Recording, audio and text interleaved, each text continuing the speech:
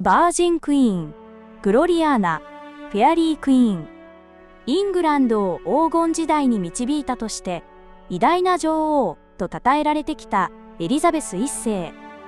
当時世界最強と言われたスペイン艦隊との海戦アルマダ海戦での勝利、イギリス東インド会社の設立、44年間という長きにわたった彼女の治世においてイングランドは海洋国家として大きく成長を遂げた。ヘンリー8世と彼の2番目の妻アン・ブーリンの娘として生まれ、腹違いの姉メアリーの後を受けイングランドで2番目の女王に。25歳という若さで新たな女王に即位した彼女は、その華やかなイメージとは裏腹に多くの問題に直面することとなった。即位時から不安視されていた健康問題、カトリック諸国からの脅威、外交の失敗、そしてロバート・ダドリーとの恋愛スキャンダル、早急な結婚、後継者指名を迫る枢密院や議会と、とにかく結論を先送りにしたがるエリザベスの攻防は、宿命のライバルの登場によって新たなステージへと突入していくことに。そしてその過程で彼女の顔も変貌を遂げていく。天然痘から生還した彼女が手にしたのは、顔に残った跡を隠すための分厚いおしろいという名の仮面だった。徹底的な自己プロデュースと宗教対立を背景としたプロパガンダ。バージンクイーンの名の裏に隠された彼女の本当の姿とは？このチャンネルでは少し変わった歴史をご紹介していきます。よかったらチャンネル登録していただけると嬉しいです。エリザベス生涯のライバルと言われるのがスコットランド女王メアリー・スチュワートです。彼女はエリザベスとは対極の光り輝く経歴の持ち主でした。1542年、スコットランド王の娘として生まれた彼女は、父の急死により生後わずか6日で女王に即位。15歳でフランス王太子と結婚し、翌年にはフランス王妃となります。さらにヘンリー8世の姉を祖母に持つ彼女はイングランドの王位継承権も持っていました。カトリック世界においては諸子であるエリザベスではなく、彼女こそがイングランドの正当な女王であったのです。メアリー本人も正当な王位継承権を主張し、ことあるごとにエリザベスに後継者への指名を求めました。1561年、夫を亡くした18歳のメアリーが母国へ帰国すると、欧州中の王族が彼女の再婚相手に名乗りを上げます。メアリーはカトリックの教国、スペインの王子、ドン・カルロスとの結婚を画策。しかし、エリザベスはこれに猛反発し、前代未聞の提案を突きつけます。なんと、代わりにロバート・ダドリーとの結婚を提案したのです。エリザベスとロバートの関係は周知の事実。これにはスコットランド側も大いに困惑したといいます。そしてエリザベスは、通常は王族に与えられる最高位の爵位、レスター伯爵位をロバートに与え、女王の夫にふさわしい体裁を整えます。さらに、あろうことか、結婚後はメアリーとロバートが共にエリザベスの宮殿に同居することを提案したのです。これには、さすがのロバートもショックを受けたといいます。メアリーは、彼女の臣下と結婚するなんて、私の名誉にかけてありえないわ、と激怒しながらも、エリザベスに対しては返事に窮していたようです。スコットランド側からの返答がないことにしびれを切らしたエリザベスは、一体どうしたら彼女は満足するの？と愚痴ったと言います。エリザベスの口頭無形な提案を交わす裏で、メアリーは他の結婚相手を見つけていました。ダーンリー卿ヘンリー・スチュワート。メアリーと同じくヘンリー8世の姉の孫で、彼の母マーガレットはエリザベスのいとこにあたります。この抜群の血筋、共にイングランド王位継承権を持つ2人の結婚は、エリザベスにとってこの上ない脅威となります。エリザベスは当然猛反発しますが、メアリーはダーンリー卿との結婚を強行。翌年には長男ジェームズを出産します。さすがのエリザベスもメアリーは王子を産んだというのに、私は実を結ばない切り株だわ。と深いショックを受けたと言われます。さらに、即位前からの中心であったキャット・アシュリーの死、もう一人の王位継承者、キャサリン・グレーの秘密結婚と男児の出産も重なり、エリザベスは精神的に追い詰められていきます。藁にもすがる思いのエリザベスは、オランダの錬金術師、コーネリアス・ラノイを雇い、多額の報酬と引き換えに、黄金と不老不死の美薬の製造を依頼します。永遠の命。それは、まさに、エリザベスが王国の安定のために望んだものでした。しかし、残念ながら不老不死の美薬など存在しなかったのです。1565年、エリザベスは突如として枢密院のメンバーであったトマス・ヘニッジを寵愛し始めます。ロバートはショックで引きこもってしまいましたが、数日後にはエリザベスの肉親であるレティス・ノリスに言い寄り始めました。レティスは宮廷で最も美しい女性の一人と言われるほどの美貌の持ち主でしたが、既婚者であり妊娠中でもありました。エリザベスは激しく嫉妬。そんな中、病気の妹キャサリンを見舞うためロバートは一時宮廷を離れます。即位から数年、2人が離れ離れになったのはこの時が初めてでした。そしてロバートの不在中、エリザベスは再び病に倒れます。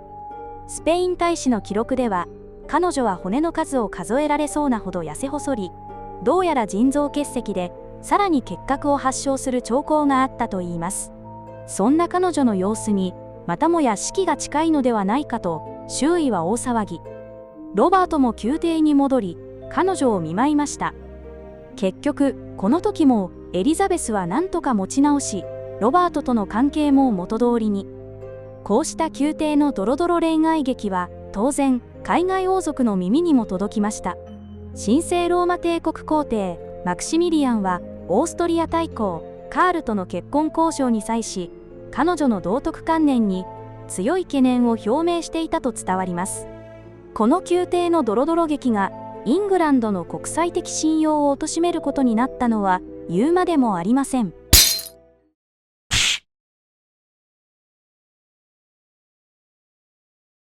1566年3月9日、スコットランドで衝撃的な事件が起こります。メアリー・スチュアートの夫、ダーンリー卿は、泥酔した末、貴族の一団と共に妊娠中の妻の寝室になだれ込み、そこにいた秘書、ダビド・リッツ用を殺害。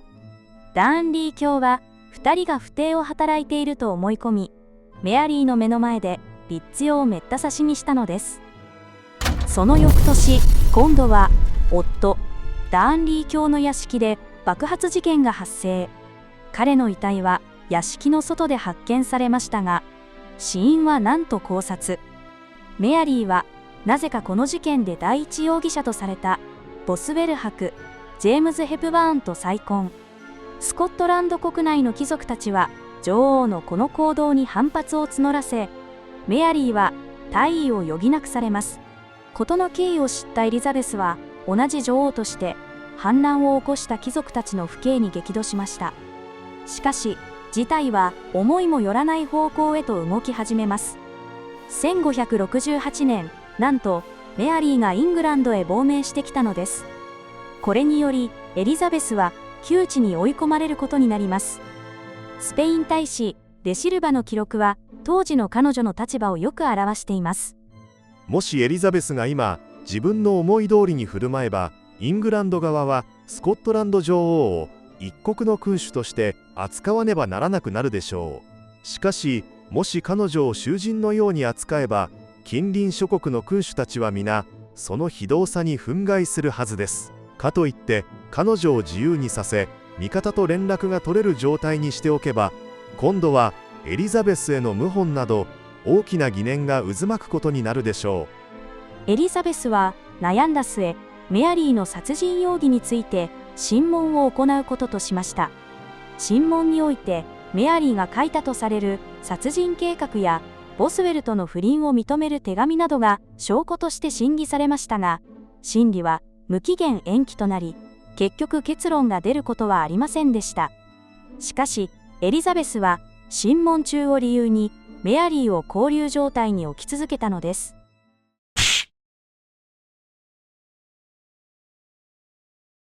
メアリー・スチュアート、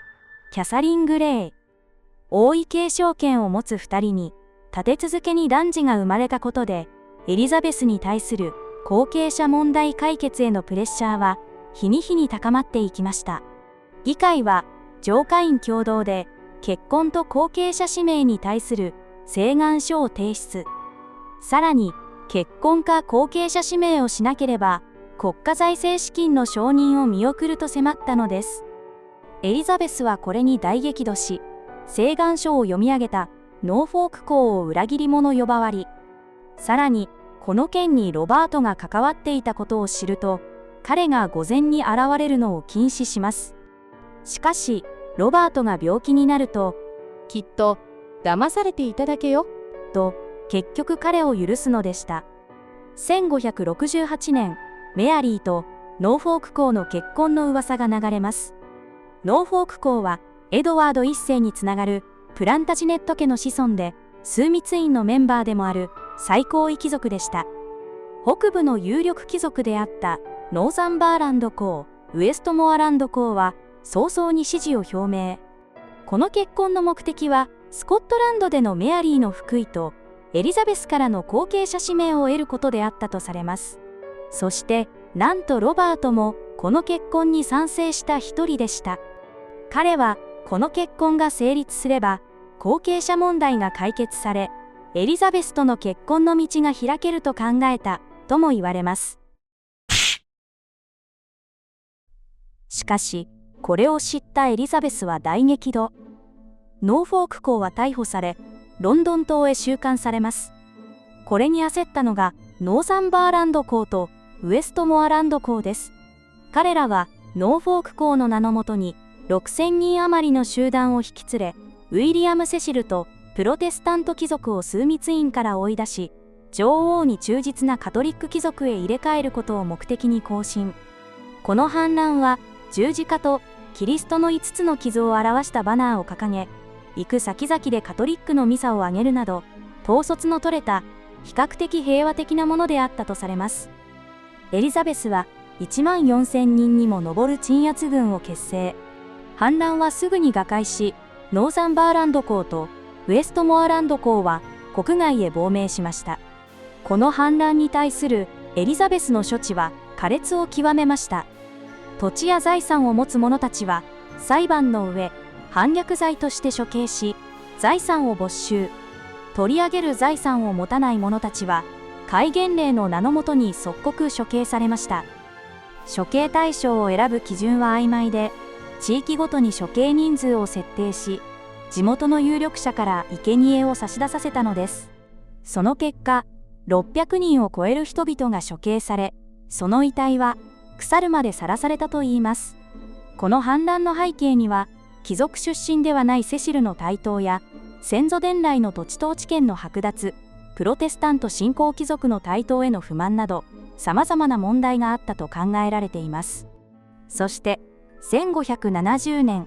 時のローマ教皇、ピウス5世は、エリザベスを異端として正式に破門。これを受け、国外のカトリック亡命者やイエズス会士などが結託し、エリザベスを排除しようと動き始めます。中でも大きなものは、フィレンツェの銀行家、ロベルト・リドルフィーとスペイン大使、デスペスラが起こした通称、リドルフィー事件です。彼らは、ノーフォーク公とメアリー・スチュワートを結婚させた上、スペイン軍の武力を使ってエリザベスを退位させ、メアリーを女王に据えようとしたのです。しかし、フェリペ2世の支持を得られなかったことで、計画は頓挫し、さらに、仲間の一人が逮捕されたことで、計画は露呈。この事件を受け、議会は、ヘンリー8世時代の反逆法を復活させ、さらに厳しい条件を追加しました。女王を否定する言動はもちろん、次期国王について議論することさえも、退逆罪として死刑。さらに、ローマカトリックへの改宗も、退逆罪に。カトリックを信仰することそのものが、国家への反逆として取り締まられることとなったのです。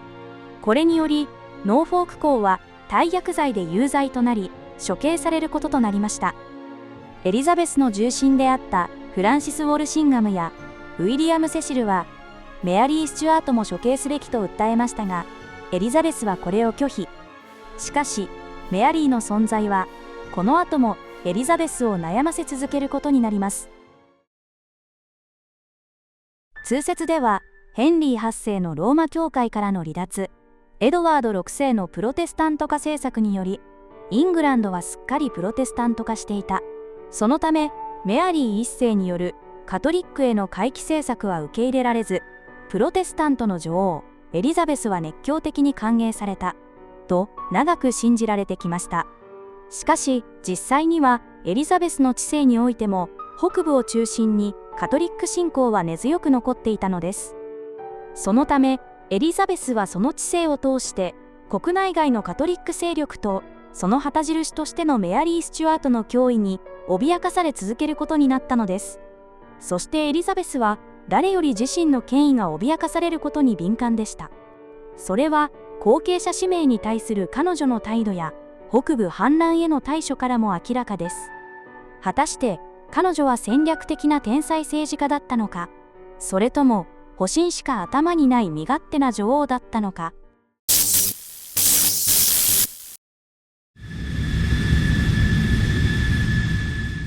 このチャンネルでは少し変わった歴史をご紹介していきます。チャンネル登録して次回もぜひ見てくださいね。